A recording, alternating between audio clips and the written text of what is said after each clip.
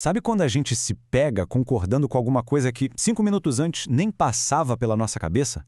Pois é, existe toda uma ciência por trás do sim.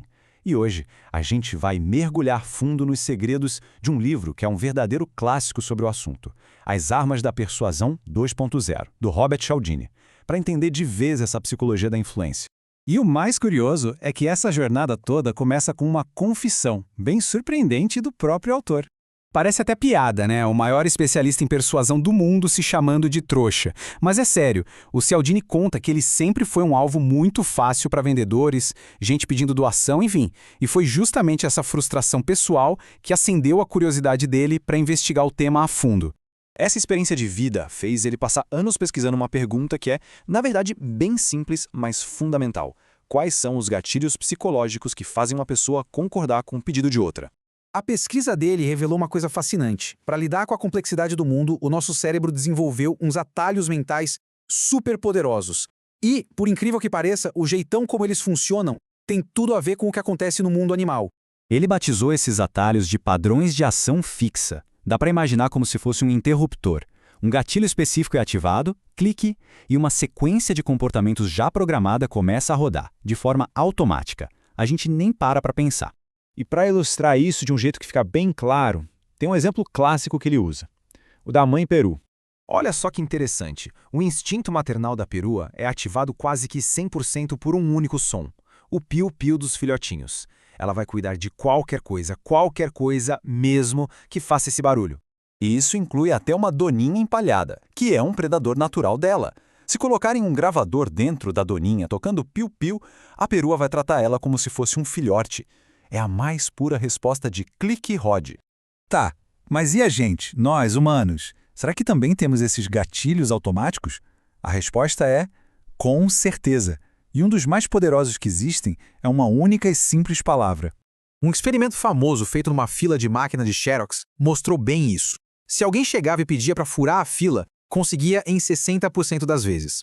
Mas se a pessoa usasse a palavra porquê, a taxa de sucesso pulava para quase 95%. E o mais maluco é que nem precisava ser um bom motivo. Podia ser algo óbvio, como porque eu preciso tirar umas cópias. O cérebro escuta o porquê e meio que desliga o senso crítico. É um atalho em plena ação. Bom, foi a partir de observações como essa que o Cialdini conseguiu mapear 7 princípios básicos que agem como verdadeiras armas de influência no nosso dia a dia. Essas aqui são as grandes alavancas psicológicas que nos fazem concordar com as coisas. É a nossa necessidade de retribuir um favor, a tal da reciprocidade, a tendência de dizer sim para quem a gente gosta, que é a afeição, o instinto de seguir o que a maioria está fazendo, a aprovação social, a obediência a especialistas, ou seja, a autoridade, o desejo por aquilo que é raro, a escassez, a nossa necessidade de ser coerente com o que já decidimos antes, o compromisso e coerência, e, por fim, a conexão forte que a gente sente com quem compartilha da nossa identidade, o princípio da unidade. Para a gente entender como isso funciona na prática, vamos dar uma olhada mais de perto em uma das armas mais poderosas de todas, a reciprocidade. E ela é mais complexa do que parece. Não é só sobre retribuir favores, mas também sobre retribuir concessões.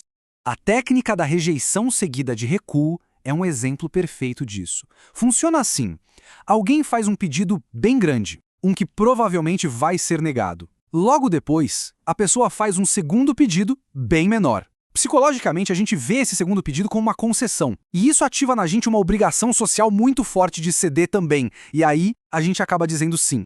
E o mais fascinante é que esses princípios são atemporais. A versão mais nova do livro mostra justamente como eles foram adaptados e até turbinados para funcionar na era da internet. Pega a aprovação social, por exemplo. A lógica é simples. Se está todo mundo fazendo, deve ser a coisa certa a se fazer. Antigamente, na TV, a gente tinha as risadas enlatadas para dizer pra gente quando uma piada era engraçada. Hoje, o equivalente digital disso são as avaliações falsas em sites de compra e os números inflados de seguidores e curtidas nas redes sociais. Tudo para criar a ilusão de que algo é muito popular. E aqui a gente chega no ponto mais importante do livro. O objetivo não é aprender a manipular os outros. É, na verdade, aprender a se defender. Entender como essas armas funcionam é o primeiríssimo passo para a gente reconhecer quando elas estão sendo usadas contra nós de um jeito que não é ético. Por exemplo, como se defender do princípio da autoridade quando ele é usado de forma errada? O Cialdini sugere que a gente faça uma pausa e se faça 2 perguntas que são cruciais. A primeira é Essa pessoa é um especialista de verdade ou ela só está usando os símbolos da autoridade, como um jaleco, um título, um uniforme? E a segunda, qual a chance dessa pessoa ser realmente confiável nessa situação? Será que ela não tem nada a ganhar se a gente concordar com ela? Veja bem, a ideia não é virar uma pessoa cínica que desconfia de tudo e de todos. É, na verdade, desenvolver uma espécie de radar para perceber quando um desses princípios está sendo forçado, fabricado, só para explorar as nossas respostas automáticas de clique, rode. Afinal de contas, como disse o filósofo Alfred North Whitehead, a gente não pode parar para analisar cada mínima decisão do zero. Esses atalhos mentais são, sim, necessários. São eles que permitem que a sociedade funcione de um jeito mais eficiente. Só que essa mesma eficiência que nos ajuda também abre brechas. Ela cria vulnerabilidades. E é fundamental a gente saber exatamente onde estão essas nossas vulnerabilidades para poder se proteger. Aprender sobre tudo isso nos deixa com a reflexão final, né? Agora que a gente consegue enxergar essas ferramentas com mais clareza, a questão não é só como se defender delas, é também pensar em como garantir que elas sejam usadas para o bem e não para a manipulação. Onde é que a gente traça essa linha? Fica aí a reflexão.